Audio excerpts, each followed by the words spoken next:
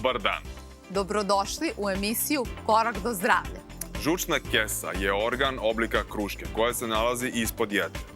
Služi za sakupljanje tečnosti koju luči jetra i koja je potrebna za varenje masne hrane. O žučnoj kesi ne razmišljamo mnogo, sve dok nas nešto ne zaboli. Zato vas danas pitamo, da li znate kako i zašto boli žučna kesa?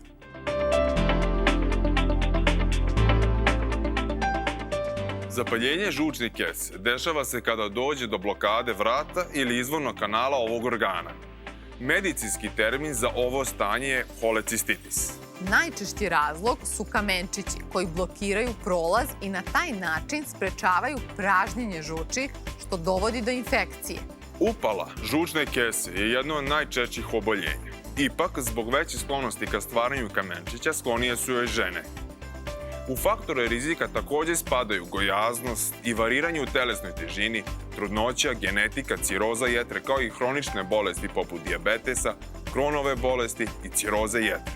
Simptom holecistitisa koji ćete prvo primetiti je sigurno nagla pojava bolova ispod desnog rebra i u predelu želuca, praćena mučninom, gađenjem i povraćanjem.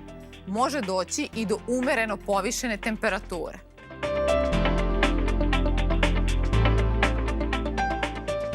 Ne zaboravite da je upala direktno vezana za postojanje kamenčića u žučnoj kesi. Sami kamenčići često ne daju nikakve simptome, a bol od akutne upale uz terapiju prođe.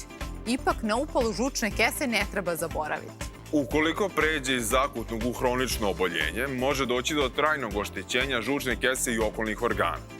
To uključuje i upalu žučnih puteva, pucanje i gangrenu žučne kese, žuticu, upalu pankreasa, sepsu, fistulu ili vezana creva.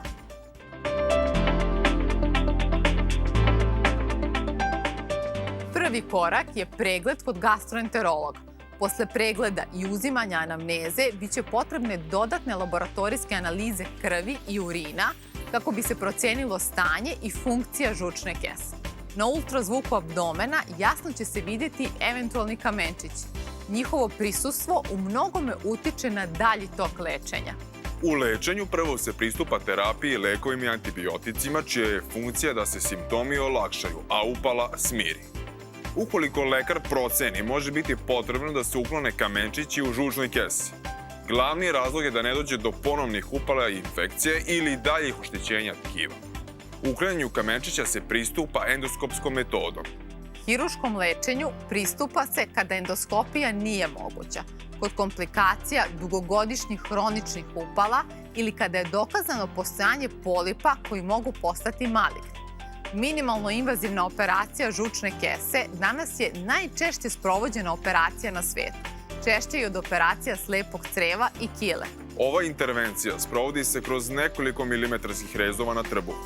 Zato što je na ovaj način izbegnut veliki rez, oporavak je dosta brži, a subjektivni osjećaj bola dosta blaži. Pacijent se otpušta iz bolnice nakon 48 časova uz preporučenu ishranu, a svakodnevnim obavezama se vraća za nekoliko nedelja. Takođe, ovom metodom drastično se smanjuju šanse od pojave postoperativnih infekcija ili hernija na mestu ožiljka.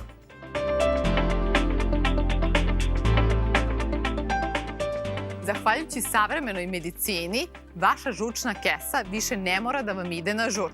Rešenje postoji i ono je lako, brzo i skoro bezbolno.